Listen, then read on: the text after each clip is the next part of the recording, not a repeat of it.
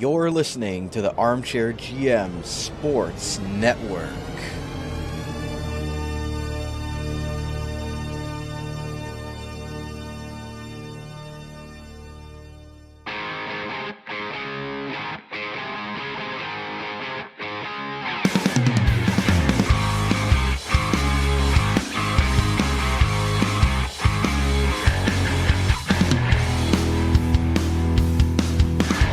This is Rod Mahood, your in-game voice of the Niagara IceDogs, and you're listening to the Dog Pound Podcast on the Armchair GM Sports Network, your podcast source for all game analysis, team interviews, and up-to-date news regarding the Niagara IceDogs. Perlini!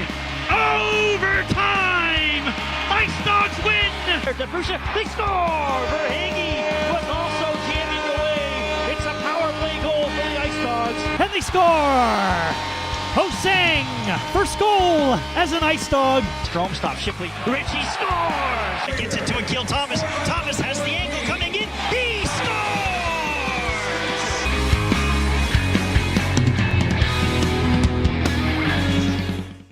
Welcome into another Niagara IceDogs game recap right here on the Dog Pound Podcast, the official podcast of your Niagara IceDogs. Proudly brought to you by Global Pet Foods, where pets are undeniably part of the family in all four of their great Niagara region locations. Thank you to everybody that's tuned in on our Armchair GM Sports Network YouTube channel live here on the channel. Make sure to hit like, hit subscribe, and smash that bell to stay up to date with all of our live coverage and other coverage here on our YouTube channel. Thank you to those listening the next day on your favorite on-demand audio platform. Happy Family Day to you and yours. Brandon Caputo and guest co-host Colin Ward from the Dawgcast on the Bulldogs Audio Network are going to recap a 5-4 game in favor of the Brantford Bulldogs in a very spirited and competitive hockey game here on a snowy Sunday afternoon here in downtown St. Catharines. Make sure to give us a follow on X at Dog Pound Podcast. Stay up to date with all of our IceDogs coverage, as well as on Instagram, Facebook, TikTok, all that fun stuff. The announced attendance today, Colin, was 4,363 at the Meridian Centre. I know it was a lot less than that. First off, thanks for coming on today. We were going to do this live at the Meridian Centre, but neither of us, were able to get there with the elements today. But thoughts on the game being able to get played. Both teams were there safely, and as well all the people there to watch the game, cover the game, work the game. Everything went smoothly in that sense. Yeah, thanks, Brandon. First off, for having me on. Appreciate it. It should be a fun one to recap the game. That definitely had a lot going on in the game, a lot of ups and downs for both sides of the matter. And it was a teeter-totter game for sure. A lot of ups and downs, as I mentioned. And yeah, it definitely a shout out to any, like the bus drivers, the fans who made it from Brantford from a Bulldogs perspective. Props to the Madhouse for making the trip to Niagara like that, to St. Catharines, and props to IceDogs fans, making that trip. And all in all, it was just maybe a little bit of a surprise the game was played, but it was a great outcome. I don't know if 4,000 seems a little high, but I mean, tickets purchased, probably. Comic-Con going on in St. Catharines, it looked like, and you have the festive game. You get an extra couple fans for that as well. So no, it was a great afternoon in St. Catharines, and it's too bad it's the last game this year in Meridian Centre. Yeah, the last head-to-head matchup this season between the IceDogs and the Bulldogs. Always a great matchup. And Colin, before we get to this game specifically, obviously from the IceDogs perspective, they were looking for a bounce back after a tough 10-1 loss up in Brantford the other night, where 3 players had hat tricks for the Bulldogs side of things. What were you expecting from the IceDogs side coming in after a really tough, embarrassing type of loss against a rival team? You never want to lose that game, but especially against a team that they've had so much issue with the last 4 or 5 seasons. Yeah, that is definitely, it was a rough one on Friday for the IceDogs, to not sugarcoat it.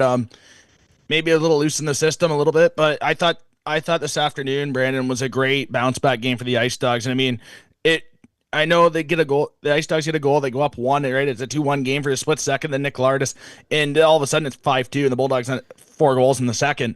And it felt like, though, it was still a game. The Ice Dogs in the third period came out. They responded the way you wanted to respond. If you're Ben Boudreau, I think you like the way your club responded in that third period. I mean, you come out, you generate opportunities. Maybe Leanders makes a couple big saves there. And then all of a sudden you chip away. You get one, you get a second. All of a sudden it's a 1-goal game. And we're thinking, well, hey, there's 30 seconds left in the hockey game. I mean, it's not over by any means. And you're just looking one shot, one good opportunity. And I thought it was a great bounce back. I thought the neutral zone, the Ice Dogs did a really good job in the neutral zone today. I thought they really bounced back. I thought that was the answer. I thought that was the difference between Friday night and Sunday, where Friday night, it felt like it was the QEW for the Bulldogs, where you could just fly through there untouched. And, they didn't take the space away in Niagara's side of things. And then on today, like, you see the breakout and you see the neutral zone setup against the Bulldogs breakout. And I'm thinking, Niagara has guys back in position. They took the speed away. There was not a lot of odd man rushes at all in the game. And I thought that if you're telling me that, and with the amount of penalties the Ice Dogs take with only one penalty on the day, I thought, like, all in all, analytically, you had a pretty good statistical game, just not on the scoreboard. Yeah, you did. And a much better effort, as you mentioned, all around. We knew they were trying to rally the troops kind of thing after a tough game the Friday night up in Brantford, and Ben Boudreau, brought his leadership group together and really tried to come up with a plan and really get his troops dialed in and getting ready for a couple of tough games here with today and then tomorrow up in Brampton. This is a team that's only won one of their last 10 games, and they picked up points in North Bay and Barrie. But for a team that was sitting first place in the conference for most of the season, now they've really hit a wall here and going through some adversity here. Was sitting still fifth in the conference, but that Brampton team is hot on their heels, and even Sudbury is not far behind as well. So they got to start getting back in the win column. And for Brantford, they continue to try to gain that number one position in the Eastern Conference. There's 4 teams within 2 points at the time of recording this, so really tough, really close up at the top of the conference. So you knew the Bulldogs were going to come out with an effort, and with what we saw on Friday night, we knew that we'd probably see a little bit of some fireworks and some blood. That is always something that you expect with an IceDogs Bulldogs matchup. But from that perspective, Colin, when we kind of look at the game as a whole, I know the IceDogs got down. They were up 2-1. They got down 5-2, but for them to be able to battle back and almost get that game tied with Brantford, missing open net and them icing the puck, and the IceDogs really having a chance but weren't able to get anything out front. Like, in a loss, do you take some positives? I know, again, they got to start picking up some points, but with a very hard-fought loss compared to what we saw on Friday, do you think that gives them some momentum going into Brampton? Yeah, absolutely. I think it gives you some momentum. It's a good learning experience, right? You play a team like Brantford, who's near the top of the Eastern Conference standings. They're 2 points away now from clinching a playoff spot. They can do so tomorrow against Sault Ste. Marie at home. And when you see that, a team that's hungry that you're playing against from a Niagara standpoint, you're thinking, well, heck, you're playing a good Brantford team, and then the following day you get to play a team in your division who's also hungry, who's coming off of a big win against the Oshawa Generals, a tough opponent as well at top of the Eastern Conference. And you're thinking, well, heck, it's a great learning experience. You're a young team. You're playing better than you thought you were going to play at the beginning of the season. I think coming into the year, say you're going to be in the 5 spot in February, March, I think you'd take that. And I think that with the IceDogs situation, I think you're playing with house money. And I think you go into tomorrow and you're a hungry hockey club, and you got to do whatever it takes to get 2 points.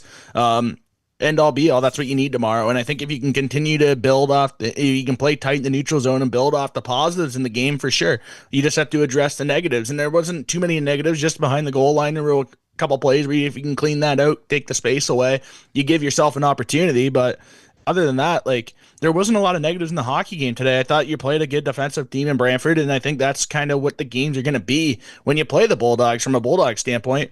And I think that if the IceDogs can continue to get better and continue to move on to tomorrow, have a good video session maybe tomorrow morning or on the bus, break down with coaches, do your homework on the game tomorrow, and I think you have a good opportunity. I honestly thought, Brandon, that in the neutral zone, I thought the IceDogs were really good, as I mentioned earlier. And then when I look at the ability to adjust, I thought that they hit adversity in that second period, right? The Bulldogs scored 4 unanswered. That's Friday night we saw that. The IceDogs didn't respond well on Friday night. I thought they responded well on this afternoon. I really did. And then I think if you can continue to get better off that, and you can respond to the coaches. You can see the responses there, which is a huge plus. That's a huge positive out of this game. You can see the responses there to the coaching staff. So if you can respond going into Brantford, a division rival, quite frankly, if you have a good start against Brantford, their record speaks for itself. They're a team that maybe if you punch them in the mouth a couple times, they're a team that's not going to win the game. They'll back off. And we've seen that already with the Brantford Battalion. We saw them at the start of the season with Brantford and how good they were. And now you see it recently, right? They win a game, they lose a game. And I think it's a good opportunity for the IceDogs to take the positives out of today and address the negatives as a teaching point and be reactive for tomorrow and come out as a proactive team against the Brantford Steelheads. Really good points there from Colin Ward, again, filling in as a guest co-host today with playing the Brantford Bulldogs, and obviously his great stuff there with the Dawgcast. Cam will be back next week as he's still away at the Four Nations tournament. Regardless, we'll get started here with our prep list brought to you by Carmine's Pizzeria Italiano. You've tried the rest, why not try the best? Carmine's Pizzeria Italiano, serving the Niagara community since 2013. Check them out at carmine'spizzeria.ca for the best quality pizza wing combos in Niagara. Colin, go ahead and break down the lineup for us. I know Ryan Robrick missed his second straight game for the IceDogs, and there were some guys out on the Bulldogs side as well.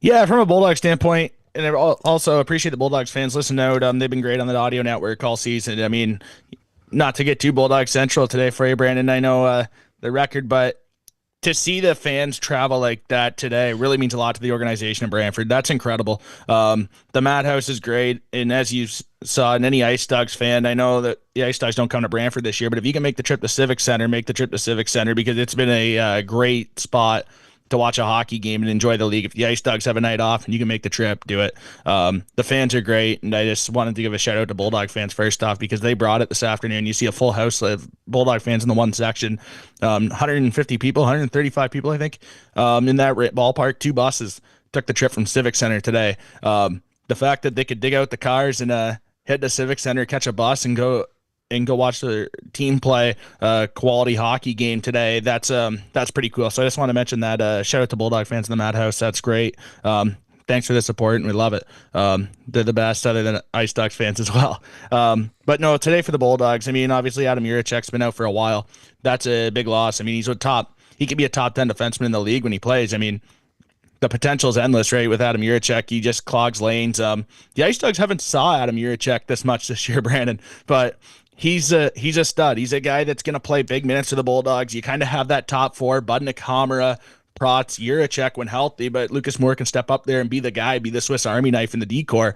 But Adam Juracek really stabilizes that back end for the Bulldogs, and he kind of fits the Jay McKee system to a T. We've saw it in the past, Brandon, as you cover the league and you've been around for the OHL run in 2022, and you see those big defensemen that the Bulldogs always have. He's just one of those guys that clogs a lot of space, and he's good offensively, and I think that's kind of the dog mentality that you're going to bring to the table. So Juracek being out's a tough one.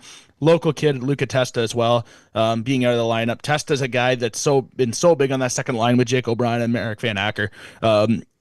Testa, he's got the offense abilities. He's got the length to clog up the D zone, right? He gets in lanes with his length, has a good stick. He's good with the body, good at boxing out, kind of that Jay McKee system, and what Vince Lace will expect out of his forwards on the defensive side of things, right? So it's kind of Luca Testa's a big loss. Dylan Teixeira is a big loss, and also goaltender David Egeroff, who quite frankly, Brandon, in my opinion, and I know there's a lot of people around the Bulldogs as well, around the facility, who might agree with me as well. David Egeroff might be the most improved player for the Bulldogs this year.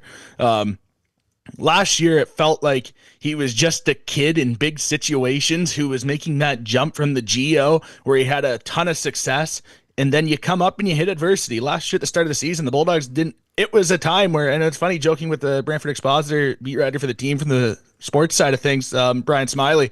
We always joked about that with Reese Dumani as well, and we would joke about, do goalies in the OHL not finish games? Because the Bulldogs wouldn't have a goalie that would finish a game at the start of the season last year. And then you look at Egeroff constantly get better. Droback goes down last season for a little bit, and you see Egeroff play a couple good performances. You saw the good summer that he had, and then this season, I mean, he's been great. There's been talk, like we've had talks before on the Dawgcast, where you could make you can make a great case for David Egroff to be the number one goaltender going into the playoffs for the Bulldogs, and he's not even drafted like Ryerson Leaders with all the picks that they gave up with Brantford in the trade early in the offseason. And that's how good David Egroff has been. He's a calming presence back there who can make the big save. And it doesn't matter the moment. It feels like whatever moment he's in, he can play big, and it doesn't phase him, which is so big. And that's why it's such a big loss to have Egroff out of the lineup for the Bulldogs. But those guys being out really hurts. Parker Holmes is a big guy too on the up front. He's a guy that can be on that fourth line. That's huge. He's tough. He's going to be out for a while, but that's a guy that's a big loss. And Nick Rossetto as well. Skilled, young, talented player that's making his way to the OHL. And I think for Matt Turk, Bulldogs general manager and staff, and the coaching staff and Jay McKee and company, I think that you're blown away with Nick Rossetto's progression along with Aiden O'Donnell. I think Rossetto, who had a really good camp, has continued to show why he's so great and why he has that potential. So all in all, those guys being out for the Bulldogs, it's a big loss. Those are big losses for the team, and I know they still have their guys. Nick Lardis who I've joked on the Dawgcast, Nick Lardis going to the net is like my dog playing fetch. He's a guy that when he has that quick step, he's on the ball quick, he's at the net quick with a stick on the ice. That's why he has so many goals. And I watch those guys, you have your stars, but at the end of the day, when you don't have these depth guys that can step up, a quote unquote number one defenseman, a possible number one goaltender, that's a big loss for a team that's only lost 2 to 3 games since the trade deadline. It is, and then you talk about a team that's gone the other direction after the trade deadline, and the IceDogs, again, you knew that those teams that had loaded up would really get things going, and you knew Brampton at some point would have to get going with all the talent that they have. But again, a guy like Ryan Robrick out of the lineup, Colin, is just a big loss because he leads the team in points with 35 goals in 51 games. He hadn't missed any games this season, misses back-to-back, and you can see, the dynamic 2026 projected possible top 10 pick in the NHL draft already. His presence in the lineup, you had to see guys like Loshko and Kevin He step up, but having 25 out of the lineup is just really hard to overcome. Yeah, it's a big loss, right? He's a stud. Ryan Robrick, there's no doubt about it. I mean, that guy can score. That guy can show up and he'd have 3 shots on goal just getting off the bus already for the game. And I mean, it's going to be a quality scoring chance out of those 3 shots on goal. When you look about the IceDogs, when you look at when they've played teams, when you look at playing Oshawa, when you look at playing Barrie, when you look at playing Brantford, when you look at playing Kingston, those are the 4 teams in the Eastern Conference you got to beat, and they're the toughest to beat. And when you watch them play against those teams, it's kind of as if you don't have the scoring chances like you did with Robrick because he's so good and everyone knows where Ryan Robrick is on the ice, but the fact that he can still have the ability to get open and create a good scoring chance is similar to Nick Lardis from a Bulldog standpoint. You see the potential there, and when they're out of the lineup, you lose those scoring chances, and those scoring chances become so valuable in a situation like this where the IceDogs are in, where they need points and they need goals, and it goes hand in hand, right? And I just think that with Robrick being out, you put a lot of stress on younger players like Brady Wasslin, who is a great hockey player, but it's a big ask, right? To play top 6 minutes like that right away, it's a huge ask. And I think that when I look at some of the roles, it's harder on your captain, Kevin He, who's a great skater, great with the puck. Kevin He gets faster with the puck than without it, which is the best compliment I can give Kevin He in his game. And I think that when I watch the IceDogs, without Robrick, you can see, and also Matthew Paris as well, who's a great goal scorer, underrated goal scorer for the IceDogs, Brandon. I know you guys you and Cam have spoke lengths on Matthew Paris, how he can score the big goal for the IceDogs here. And I agree with that. I think those two being out of the lineup is huge for this club. And I think if you get those guys back, you have an opportunity to get back in the mix. You're not out of it. And Alex Asadorian as well, 25 points in 24 games, their best face-off guy, and just gives that depth that they need, in that middle 6 with 2 19-year-olds out of the lineup. It's they've only lost 2 games with both Asadorian and Paris in the lineup, so they've been big contributors for the IceDogs this season. Well, Brandon, think about this. 29 seconds left. There's a face-off to the right of Ryerson Leaders in the Bulldogs D zone with late in the game. You're down 1. There's an offensive zone draw. Who's taking that draw for the IceDogs? If Alex Asadorian's healthy, it's him. And then where's the puck going through? Robrick? Probably. He's going to get an opportunity to shoot it. And then you think about that. I mean, Loshko had a huge day. I mean, that shot's impressive. That was really impressive. That stood out to me today, Brandon. But you think about that, right? If Astoria wins the draw, where's the puck going? Robrick. So it's tough. It's hard to win over time when you're playing competitive teams without your best. You need your best to beat the best. Absolutely. So we'll get on with our game stats tonight, brought to you by Gales Gas, your go-to gas station in the Niagara region. Not just a gas station or local tradition, because when it comes to fuel, you're going to Gales multiple locations across Niagara. As far as the shots on goal tonight, Colin 37-22 in favor of the Bulldogs, which was crazy because on the score sheet, or on the shot clock on Friday, the IceDogs actually outshot the Bulldogs, but lost by 9 goals. So again, that can always be, a little bit, deceiving in that sense with the shots on goal. But the Bulldogs led all 3 periods in the shot department, 37-22. Anything stick out to you in that with that category tonight? Yeah, you know what? It's funny, the shots. We look at the shots, right? 37-22, and it's like in Thomas Hamra, 4 shots on goal for the Bulldogs today from the back end. I mean, the Bulldogs back end was active today. Jake O'Brien, 3 shots. Nick Lardis obviously leads the team in 5 shots in the game, tied with Cole Brown. But you think about the shots, right, from the veteran guys in the Bulldogs, it's impressive from a Bulldog standpoint. From an IceDogs, I mean, getting 22 and you bounce back, you played a better defensive game, and you scored when you got opportunities. When you look at the IceDogs grade A opportunities this afternoon, Brandon, you scored on almost over half of them when you had an opportunity, which is huge. Maybe the power play would have been nice to come through when you get those chances, but it's only 2 opportunities, so you never know what can happen. Usually once you get to 3, you see the difference. But I think 37-22, it was honestly the type of game you kind of expected. IceDogs scored when they got opportunities. Loshko with a nice goal. The first goal, Brandon, that was a nice play by Kevin He on the switch to draw space. Kevin He driving to the middle like that to just generate space for Loshko, who has an NHL shot. That's a professional shot. Both goals today, that was no mistake. Nothing much Ryerson Leaders could have did about that and for the Bulldogs this afternoon. That was impressive. I really was impressed with Loshko this year from a Bulldog standpoint, Brandon. When I watched you guys play, and I'm thinking Loshko out wide with the shot. He's a big body. He's such an intriguing aspect to watch out of a player because he's got all the intangibles. And I thought that was a really impressive performance today by Loshko.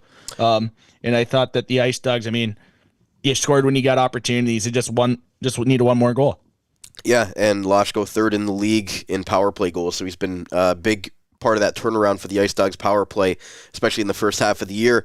Power play 0 for 1 for Brantford, 0 for 2 for Niagara, so not many like we saw on Friday night where the Bulldogs were able to draw 10 of those, only 1 tonight. And then in the face-off dot, it was 27-26 in favor of Niagara in the end by 1. Niagara's best face-off men on the night. Zada, who started off 4 and 4 of 5 after the first, was 11 of 15. Loshko 9 of 23.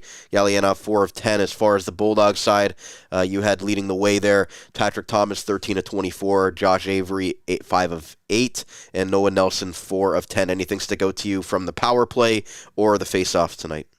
Yeah, it's impressive. Your top face-off man of the lineup, and you win the face-offs. I mean, Patrick Thomas, you look at from the Bulldogs, 13 of 24. Patrick Thomas is out every single face-off for the Bulldogs. If there's a big face-off, and it's not Jake O'Brien, it's Patrick Thomas. Patrick Thomas, right, he's 5 assists away from the single-season assist record on the Bulldogs. That would be 66 assists to break Logan Morrison's record for a single season. I mean, he's like 15 points away from the all-time Bulldogs record. I mean, what he brings to the table, and that's such a good experience for someone like Ethan Zada going against him this afternoon, right? And I think the experiences of the hockey game, right? So I mentioned Thomas, and then when you look at that from the flip side with the IceDogs, right? You got guys like Zada in their draft year. He's played a lot of big games this year already. At the Prospects game, we saw him in Brantford. He looked really good in that game. And you look at that learning experience, and if you're an NHL scout and it's a development league, it's an opportunity league, the OHL is. And when you think about that, like, you can't ask for more than that. You're going up against a future professional hockey player with a young hockey team, and you get the opportunity to go up in the face-off draw like that against a guy like Patrick Thomas, Jake O'Brien, who's a future top 15 pick in the NHL draft this summer. Like, that's a great experience for a young IceDogs team, and honestly, I'm excited to see where it can go. This stretch for the IceDogs, I know it hasn't been good, but I'm really excited to see what this team can do when they're healthy and they get more depth and they get more experience. And they're gaining a lot of experience right now. You gain experience when you go through hard times and when you hit adversity. So I'm really excited to see what can happen with this IceDogs team in a game like that today, when you can win the face-offs against a good team who's usually pretty good on the face-off dots. That's a little win as well. Yeah, and again, with the power play, that's something that, special teams is something that the IceDogs have been trying to hone in on as of late and trying to get better in that sense, especially the penalty kill. More well-disciplined game from the IceDogs. Maybe that was something that, from the pre-scout and what they went through on Friday, and maybe less yapping, maybe a little bit less of the extracurricular activity that we usually see between these two teams. Maybe that was something that they tried to avoid today, knowing that, the Bulldogs try to get under your skin, and especially in front of Owen Flores, which we'll talk about a little bit later when we get to the scoring summary. But it seemed like the IceDogs did a better job of keeping themselves together and not really taking the careless penalties. I know the penalty on Max Crete was one that he'd probably want to have back on that trip behind the net. But regardless, as far as a discipline standpoint, from going from 10 to 1, you got to be pretty pleased from the IceDogs side of things in that department. Yeah, 100%. I mean, the IceDogs know, and it's no secret around the league, if you take penalties against the Bulldogs, you're going to lose. That's the biggest strength of the hockey club. Before and after November 1st to now, the power play is a total different. I mean, talking with Jay McKee daily after the games, it's kind of cool because you hear Jay speak at volumes about this power play and how it's huge for your team's success. And the Bulldogs really broke into their power play in November, and Jake O'Brien, 29 assists this year on the power play. I mean, what he's brought to the table there for the future high-end pick in the National Hockey League, it's definitely from an IceDog standpoint, you can't take penalties. You cannot take penalties against the Bulldogs, and it's very hard to outscore the Bulldogs on the power play at this point. And the IceDogs did a great job at that. Like, Brandon, other than the shots on goal, if we were to talk about the stat line, and we were going to say, well, the IceDogs are going to be trailing 5-2 at one point in this hockey game. And what the shots were, I mean, obviously 8-4 in the third isn't the best, but if you're going to tell me that the IceDogs are going to trail this game, they're up in the faceoff dial, albeit by 1, and you only have 1 penalty against, or for the IceDogs, I guess, but you're going to tell me that they were going to lose this game. I mean, I'd say you're probably crazy. I mean, all year this year, if you don't take a lot of penalties against the Bulldogs, but credit to the Bulldogs, right? You stand up and you score a bunch of 5-on-5 goals, which is huge. I mean, they've done a good job at that lately, and I think it's kind of a bad narrative. And I mean, we've talked about this at the Dawgcast, and it's kind of it's a joke of a narrative from a Bulldog standpoint. All the talk about how they can't score 5-on-5, but if you look at the numbers, look at the numbers. I mean, look where they are. Look at their goals for 5-on-5. Like, they're right where they should be in the statistics and in the win column. So that's all outside noise that it's not worth the time from a Bulldog standpoint. But the IceDogs, I thought, had a really good effort today, and I really do believe that, like, just because the shots weren't they are, but you only take the 1 penalty, you got to tip your cap, right? And I thought that, it's just a hockey game. Maybe you play that 10 more times, you might be able to win 2 or 3 more out of the 10. You played a good team, and you're a young, inexperienced team gaining experience in this league, and it's hard to do. And it's a great teaching point, as like I mentioned, it's a league of opportunity. The OHL is, so it's a good opportunity for the team. And I think that the IceDogs are going to learn from this. And I'm really intrigued to see tomorrow. I know I'll be in Brantford, but I'll be checking the scores out in the press box. I can't wait to see how that game goes tomorrow, because I think it's a really good experience. Yeah, no moral victories, but again, a strong effort after a 10-1 loss in the last game, and 9 goals, even strength tonight overall. So, well, what's nice today, Brandon? It wasn't a referee show. It's nice. Not to get too far off the rails, but it's not after 9 o'clock yet, Brandon. But you know what? That was on Friday night. The penalties and the lack of communication and the lack of sensitivity to warrant a borderline unsportsmanlike, to say the least. It was a sensitive crew, and I won't mention the ref's name. We know who it is, and I think that it's no surprise. But yeah, it was nice to have a no referee game today, where it wasn't the show of the referees, and I thought that was a nice touch on a good Sunday afternoon in Niagara. Absolutely. It was a fun hockey game all around. We're going to get more post-game reaction after our commercial break. We'll be right back here on the Dog Pound Podcast, the official podcast of your Niagara IceDogs, proudly brought to you by Global Pet Foods, where pets are undeniably part of the family in all 4 of their great Niagara region locations. We'll be right back after this.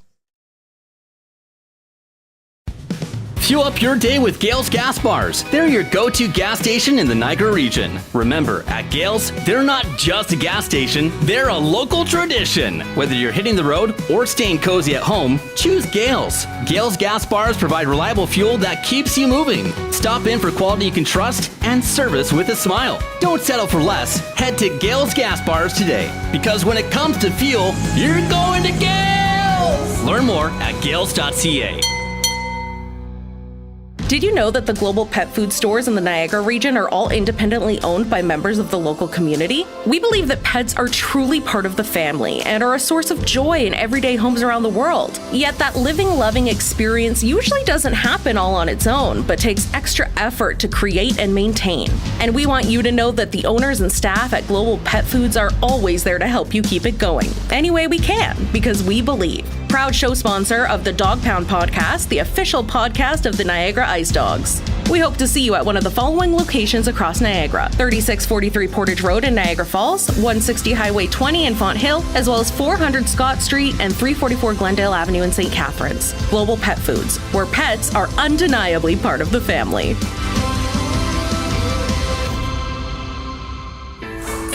Wild Bill's Auto Repair is your local center for auto maintenance and repair in the Niagara region. Since 2012, Wild Bill's Auto Repair and Body Shop has been helping customers stay safe and confident on the road, knowing their vehicles in top running condition through their services. Located at 7868 Oakwood Drive in Niagara Falls, the garage started as a tribute to the owner's father, William Robert Hunter, who passed away, continuing the same community spirit and high level of service which customers came to expect from him back at Hunter's Auto Repair.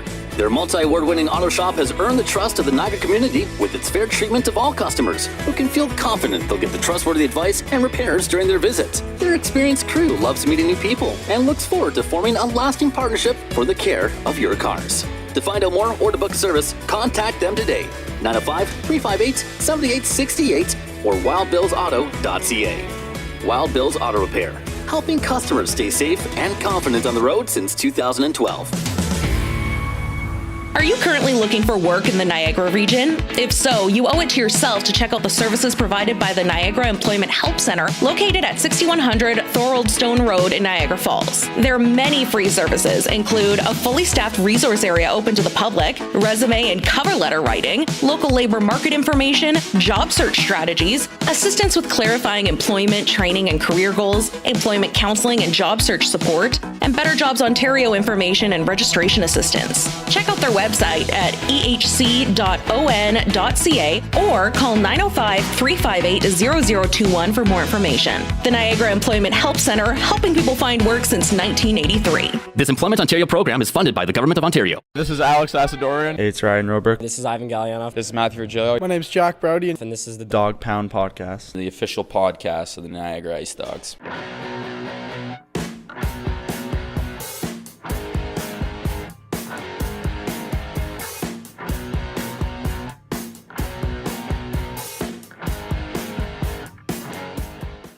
Welcome back to part 2 of today's Niagara IceDogs game recap right here on the Dog Pound Podcast, the official podcast of your Niagara IceDogs. Proudly brought to you by Global Pet Foods, where pets are undeniably part of the family in all 4 of their great Niagara region locations. Brandon Caputo joined alongside special guest co-host Colin Ward from the Dawgcast on the Bulldogs Audio Network, continuing to break down the IceDogs' 5-4 defeat at the hands of the Brantford Bulldogs in the canine matchup, and in front of a diehard crowd that showed up today to be able to get down to downtown St. Catharines with all the storms going on in southern Ontario. So props to everybody for making it down.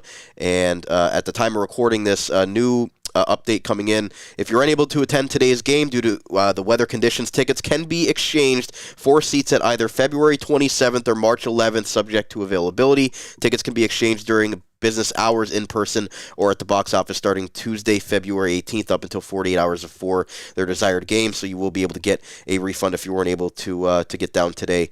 Good on the IceDogs for being able to make that happen. Thank you to everybody that's tuned in live on our Armchair GM Sports Network YouTube channel live stream.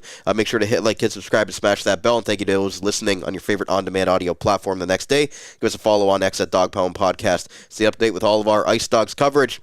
Colin, we continue to break down this game tonight, whatever you want to call it. An afternoon matinee, but it's night now by the time we're recording this. Before we get into our scoring summary, when you look at it, from overall perspective, it's going to be tough because the IceDogs, not only did they lose the game, but midway through that game there, unfortunately, their starting goaltender, Owen Flores, who's been so good for them, leading the Ontario Hockey League in saves, shots against, minutes, all that good stuff, unfortunately goes down, going left to right. It looked like he was favoring his right knee, had to be helped off the ice by two teammates there, and no disrespect to 16-year-old rookie Matt Humphreys, so they're very high on going forward. With Charlie Robertson on the shelf, if they were to lose Owen Flores for any significant amount of time, that'd be really tough for Ben Boudreau and his hockey club. Oh, absolutely, Brandon. We've talked about it. We talked about all the things about going into tomorrow's game, right, for the IceDogs, and you think about the forecheck being better today. You thought about the neutral zone play being better. That was all cleaned up. Positioning was great in the neutral zone. And then you think about, Owen Flores, who is the backbone of the IceDogs. There's no questions about it. That guy's brought a lot to this team, a lot to the program over the last 2-3 seasons he's been in Niagara. He's won them a lot of games. He's kept them in a lot of games through some dark times. He's always been a staple for that team, and I think that it's tough. From a Bulldog standpoint, I mean, he's probably one of the hardest goalies to face in the league, Brandon. Like, it's tough to face him. He's a great goaltender, and I hope for the best. Like, you never want to see that happen. And right away when it happened, I just thought, oh no, that sucks. Like, I'm at a loss for words for it. It's too bad. You hope he's okay. It certainly did not look good as a goaltender. It didn't look good, from the perspective of that. It didn't look great. And you just hope everything's okay. I don't want to speculate too much, but it's just unfortunate. You hope, like I said, knock on wood, he's okay. Because that's unfortunate. And I, definitely hope everything's okay with Owen. Yeah, with us recording remote today, we weren't able to get our usual head coach Ben Boudreau on the Wild Bills Auto Repair post-game thoughts. Unfortunately, I'd love to hear an update on Owen Flores, and again, we'll be there tomorrow with Brampton, going to Brampton. So hopefully, I'll have an update for you guys by the time this goes out and tomorrow. Then, but again, with us recording remote, no post-game with the coach tonight. We wanted to make sure we could get this for you safely, and thank you to everybody that is still sticking with us despite a little bit of a pivot on today's show. With that, we'll get into our scoring summary brought to you by the Niagara Employment Help Center, helping people find work in Niagara since 1983. Check out their up-to-date job board at ehc.on.ca to find your next work opportunity today.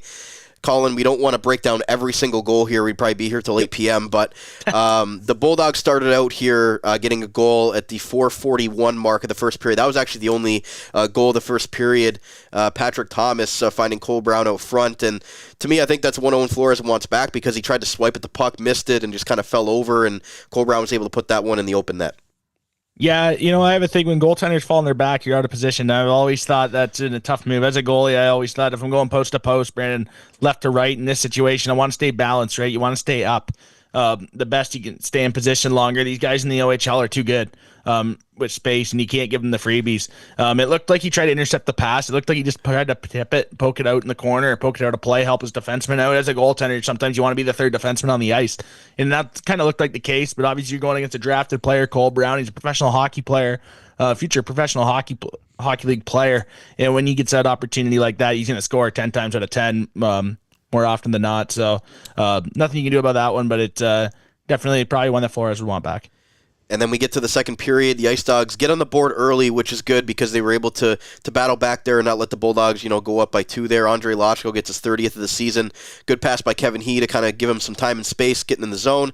And the Seattle Kraken fourth rounder from a few years ago with his milestone 30th goal of the season, a great waiver claim there at the beginning of the season. And they made the tough decision to move on from Captain Gavin Bryant, and I know we both have some strong feelings about that, which we're not going to get into. But yeah, and Andre. If you want to talk about GB for a show, we can do it. Yeah, alumni. I know. We all still love Gavin Bryant here, but they had to make the tough decision because Andre Lachko, was their number one center at the time, and he's been, just a guy that's been steady for the IceDogs coming in, so he gets them on the board there with his 30th of the season, and the IceDogs take the lead, Colin, midway through the second. Former Bulldog and, champion with the then Hamilton Bulldogs, Noah Van Vliet, with his 6th goal of the season. He's brought a little bit more offensive flair than maybe we had thought with him coming over from Sudbury, and being more of a defensive defenseman, committed to Sacred Heart for next season. Ethan Zada, Rafik Dianov actually get the assist on that one. But 2 goals here by the IceDogs and gives them a little bit of, just a little bit of momentum to say, hey, we can hang with these guys. Oh, absolutely. I thought that Noah Van Vliet goal, and I mean, it's 2 veteran players, right? And that's kind of big. In a game like this, you need your veterans to step up. If I'm the IceDogs in this situation, Brandon, I'm thinking Loshko, Van Vliet, your OAs, I mean, Flores, like those guys are the guys that got to step up in a game like this. It's your veteran guys. The Washlins aren't going to be there every night. They're 16 years old. You got to be realistic with the expectations on these players. And I think that's kind of what you want to see, right? 2 veteran goals in the league. And that's what happened. I mean, Noah Van Vliet, he had so much space in the high slot there, Brandon, to shoot that puck. And I'm thinking, that's a gift right there. You got to score. That's one of those moments that we look back at the game, and if you don't score there, it's thinking, you got to score there, right? That's an opportunity. That's a given opportunity. You got to score when you get those opportunities against a team that's a good team. And you did find a way to score, and that's a plus. And I thought Noah Van Vliet played a great game, and he was definitely well deserving of that goal, Brandon, because he made that play where right before that, where he chipped the puck out off the glass, which you're going to get from Noah Van Vliet. He's a big, lengthy guy. I saw that in Hamilton/Brantford for the last 2-3 seasons. And he's a guy that's going to play with some toughness. He's always drawing a crowd when Noah Van Vliet's playing. He's a big, tough kid. Takes up space. He's good with his stick, so on and so forth. And it's one of those things. He makes a play off the glass, makes a good play, follows his play, follows the puck. Puck comes over to him at the blue line. He walks the line, has all the space in the world to shoot the puck on net. He got a good opportunity, and he scored on it. And that's kind of what you're going to get from Noah Van Vliet. Maybe not the goal scoring that you expect, but 6 goals this year is a pretty good year for Noah Van Vliet. And if you can get 10 goals out of Noah Van Vliet, that's unexpected in my books, and I think that's a bonus because what you're going to get from him defensively every night, he's going to be your number 1 defenseman for a fact. Defensively, you're not going to have to worry about him, and I think that's what you're going to get out of Noah Van Vliet, and I think he's well deserving of that goal. He made a nice defensive play. When you make a good defensive play, for any kid listening, if you make a good defensive play, you're going to get rewarded with a good offensive opportunity, and you're going to get a chance to score, and that's what happened. Yep, that's why you play the whole 200 feet. Absolutely. And one of our loyal listeners, Trevor, pointed out to me that is Noah Van Vliet's career. He surpassed his career point total for a single season here. He's up to 16 points on the season. So good on him in his overage season, adding a little bit more offensive flair, which you'd expect from a guy who looks like a man playing against boys out there sometimes in the league where you're going up against 16-year-olds and that. But the IceDogs had a 2-1 lead at that point, but this one was really the heartbreaker because you thought the IceDogs had grabbed that momentum in the game, and then now 56 goal man Nick Lardis takes the pass from it was a nice little touch pass play from behind the net from Cole Brown, and then Patrick Thomas finds Nick Lardis for his 56th goal of the season less than a minute later to get the game tied at 2. That was just a great play by the Bulldogs' most dangerous line, and good on Jay McKee for throwing his top players back out there and getting the game tied. Yeah, it felt like in a game that the Bulldogs were the proactive team in the situation that they had to react, they react perfectly this afternoon. From a Bulldogs standpoint, we'll talk about it on the Dawgcast more, and it's one of those things where the Bulldogs lately, you can be a proactive team. The power play, you dictate the play. Obviously, you're having success on the penalty kill, then all of a sudden you're down 1. In a game, like, quite frankly, that could have been a moment. We saw that this year, Brandon, in the head-to-head with the Bulldogs IceDogs, where the IceDogs get up, and then all of a sudden there's some massive saves, and then there's a penalty. The IceDogs go up 2, and next thing you know, it's a tough one for the Bulldogs standpoint. And I think that with Nick Lardis, the puck's not on his stick very long, and he's got such a deceptive, but it's such an incredible shot. His shot is so good, and he always looks to shoot the puck. Like I mentioned earlier, and I mentioned on the Dawgcast at the intermission this afternoon on the Bulldogs Audio Network about when Nick Lardis gets the puck, it's like playing fetch with my dog, how fast he's on the ball. You see the look in your dog's eye, and it's like, I want the ball. It's a sprint to it. That's Nick Lardis going toward the net. He's driving downhill toward the net, and the puck's not on his stick very long. And that's a play where Cole Brown knows where he's going with the puck before he's retrieving the puck. It's not on his stick very long, as you mentioned, Brandon, and then a touch pass right to the middle, the back door, I guess, to Patrick Thomas, and Patrick Thomas, such a good playmaker. He is going to be an elite pro hockey player. If it's with the Washington Capitals, you better hope so, because if you're a Capitals fan, because he is an elite playmaker, and he knew exactly where that puck was going. You can tell these guys have played together for a long time, and credit to Jay McKee, he doesn't switch that line up, right? That line's been the line. And everyone knows when Nick Lardis is going to be on the ice, he finds his way to get in a soft spot of the D zone, and it's not on his stick very long, and it's in the back of the net. That's a heck of a play by the Bulldogs. I mean, you could count a split second for the two passers before it got to Lardis, and it was on his stick for the least amount of time. And not much the goaltending could do about that or block the shot. I mean, it's hard in that case. But, yeah, I just credit to the Bulldogs on that one. That was a heck of a play. Yeah, Flores, really had no chance on that. He was as sprawling as you can be trying to get that goal. But again, the IceDogs give up a couple goals where they get a little bit careless behind their goal line, and the Bulldogs capitalize. They end up scoring 4 goals from the 12:30 mark until the 19:55 mark, just before the end of the second period, to get that 5th goal, Colin. But again, the unfortunate thing was after that Cole Brown goal, and again, whether the play should have been blown dead or not, I don't think that's something that we need to kind of discuss or argue about on the show. I think it was still a good goal regardless. But Owen Flores obviously was in a lot of pain there right before that goal went in. I believe it was the Cole Brown goal at the 17:28 mark to at that point make it a 4-2 game. And that one really felt like when you lose your starting goalie and then 16-year-old Matt Humphreys has to come in and 100%. in a really tough spot there. Noah Nelson takes advantage with 5 seconds left in the period to get them that 5-2 lead. That 5th goal right there when Humphreys had to come in, that almost felt like if the IceDogs could have just got back within 4-3, it could have been a much different game, even though they did battle back late in this game. But those 4 goals in the middle period by the Bulldogs were really, without going over each one specifically, were really the dagger for the IceDogs tonight. Oh, absolutely they were. And, that was a tough one. The Nelson goal late in the period, it's tough. I thought for Matthew Humphreys to come in like that and play a game the way he did, I thought he was solid. I thought he was really good, actually, in relief. To the fact where I'd be very intrigued if he obviously gets to start tomorrow. I mean, that's too far to discuss that, but if I'm confident with him, I thought that was a great outing, and I think you got to build off those outings with the opportunity in the league. And I think that Noah Nelson, he had so many opportunities before, and he finally gets one. If there's been a harder 5 goals for a player like Noah Nelson, I would like to see the player in the OHL, because all his goals are hard-earned goals. Around the net, you can drive the net. It's always one of those hard-nosed, greasy goals, a little cheeky, to quote Brian Smiley from the Expositor, the Brantford Bulldogs beat writer. And, it's one of those things where every goal he scores is a cheeky goal, and he just finds a way when he gets them. They've been a hard 5 goals, but this could have been an opportunity, Brandon, where Flores goes down and then all of a sudden the floodgates open, right? But then, hey, the IceDogs get the next 2 goals, and it was the opposite effect. And I thought that was a big response.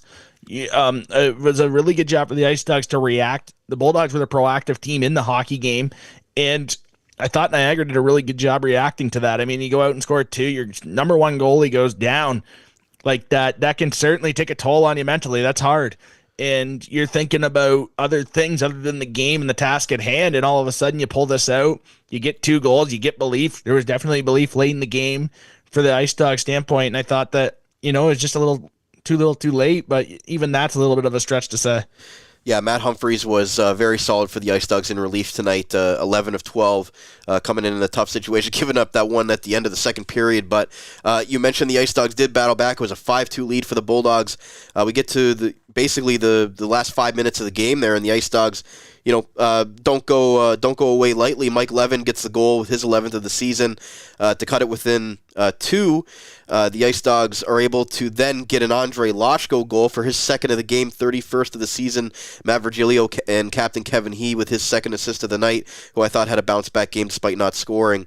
Was doing a lot of things as the captain, as he should, to be able to help his team on and off the ice. I think he, number 11, responded tonight with a really good game. But Loshko gets them back within 1, Colin, with 35 seconds left.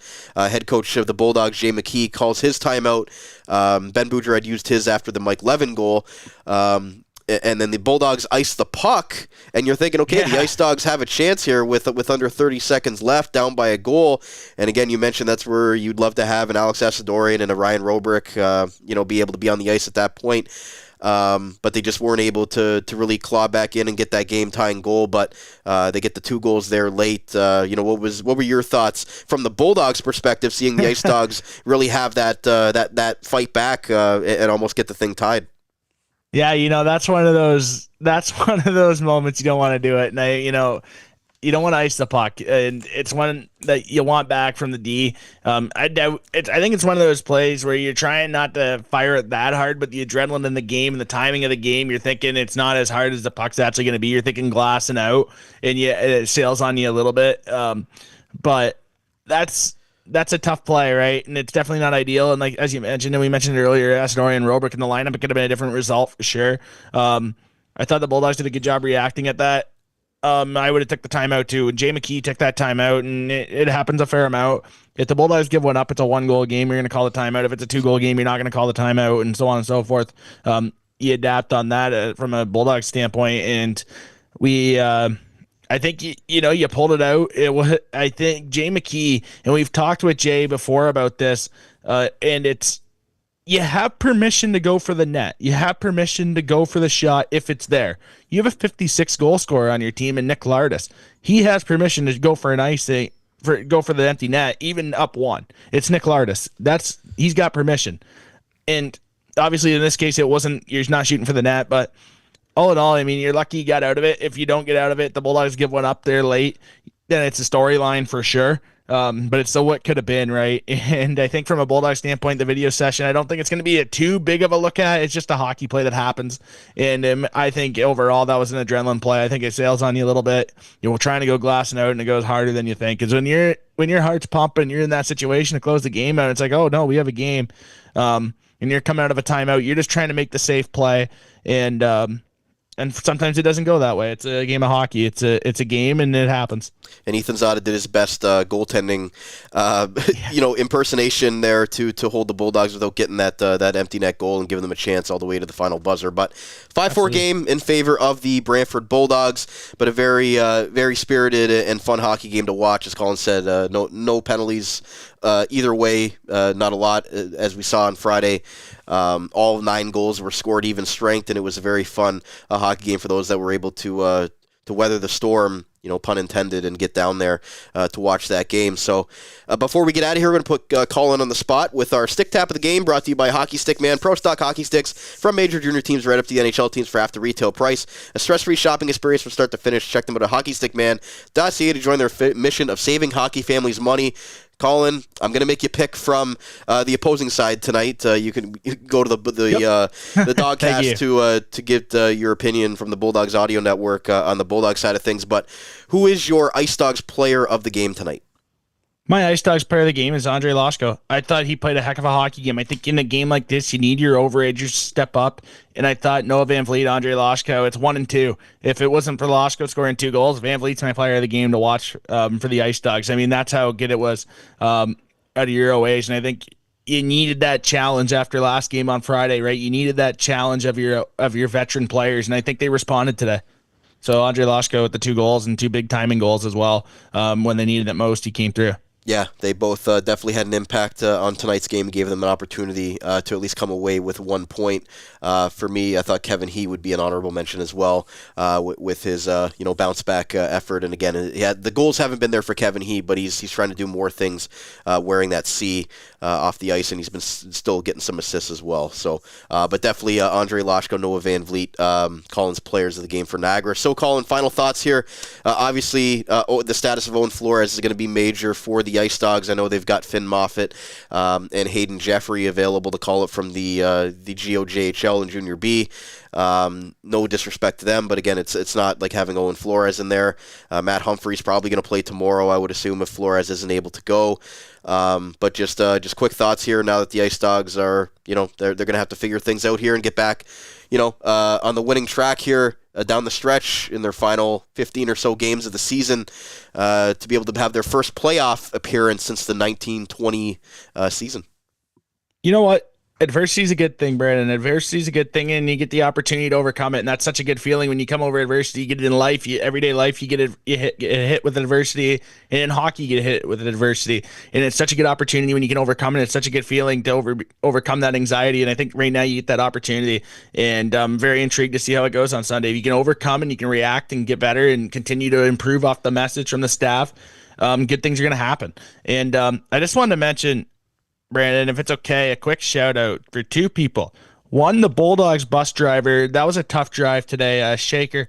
That was a heck of a job today, getting the team there safely like that. And he's a great bus driver, great storyteller. For any Bulldog fans listening, maybe we'll have him on the Dawgcast one time to share some stories. He's a great guy, and I know Reese and I would have a hoot talking with a bus driver, as you would know, Brandon. Would be quite the time. For us to have that conversation. And then two, my girlfriend Liza, I'm hard to put up with during a hockey game. And I just want to say, like, that was cool to watch a hockey game. It snowed in today. Obviously you're working remotely, so it's hard to, and it can be annoying watching a hockey game. So thank you for that. Thanks for putting up with me. And no, that was cool. It was a cool day to watch a hockey game together for sure. And great bagels this morning too, Brandon. So it was a nice pregame. I still got a good media room meal before the game, so it was a good day for sure. But no, those are my two shout outs I just want to give before we get into my last overall thoughts. But thanks for letting me share that, Brandon. And I just thought that for the IceDogs standpoint, you get the opportunity tomorrow, and it's nice that you get to respond 24 hours later against a division team, right? And that's all you ask for, you opportunity. And you get a really good opportunity at the task at hand, and it's a great one. You're on to tomorrow if you're an IceDog standpoint, like you're on to tomorrow with Sault Ste. Marie for a Bulldog standpoint. Yep, that's now the 5-6 matchup with Brampton passing Sudbury. Niagara only 5 points up on the Brampton Steelheads, so that's a big 4-point swing game tomorrow afternoon on Family Day at the CAA Center in Brampton. But IceDogs fall 5-4 here on a Sunday afternoon at the Meridian Centre. Again, big props to everybody that made that game happen, and as well to Colin, shoutouts as well. Again, we did this show remotely, as we're usually at the rink every single home game for you guys. And we got through the show, and thank you to everybody that welcomed us still doing the show, pivoting to a little bit of a remote show. But before we wrap up, Colin Ward from the Dawgcast on the Bulldogs Audio Network. Colin, you and Reese do such a fantastic job. Great colleagues. Great to call you guys friends, and really appreciate you hopping on today for the post-game analysis. And this is our final meeting in the season, but I know the Bulldogs are, going to do good things in the playoffs. So as much as it's a rivalry on the ice, there's a lot of love off the ice, and always appreciate you being so enthusiastic and coming on. No, absolutely, Brandon. I appreciate it. And automatic, anytime I'm here for you, and it's a friendship which will last a lifetime for sure. And I'm very appreciative of the opportunity. Thank you, Brandon. Means a ton. And like I said, I was really excited to come on. It's too bad it wasn't in person. It's always exciting at games. I know it can get electric, and it's always exciting to talk. Hockey life, it's always nice, and I hope the Daytona left turns goes good for you tonight in the 500. Yeah, it's in a rain delay as well, so it's been an interesting sports day for me. But it's a BCAP delay. They did it on purpose so you can watch it. Absolutely, always a good time having Colin Ward and Reese Dumani on from the Dawgcast. Catch it every single week on the Bulldogs Audio Network. That's going to wrap up our Niagara IceDogs game recap right here on the Dog Pound Podcast, the official podcast of your Niagara IceDogs, proudly brought to you by Global Pet Foods, where pets are undeniably part of the family in all 4 of their great Niagara region locations. Thank you to everybody that tuned in live tonight on our Armchair GM Sports Network YouTube channel, and those listening the next morning on your favorite on-demand audio platform. Bulldogs 5, IceDogs 4, in front of an announced 4,369 on Superhero Day, but props again to the people that were able to make it out. So for Colin Ward, my name is Brandon Caputo, and that's been it. Another episode of the Dog Pound Podcast right here on the Armchair GM Sports Network. We'll talk to you again very soon.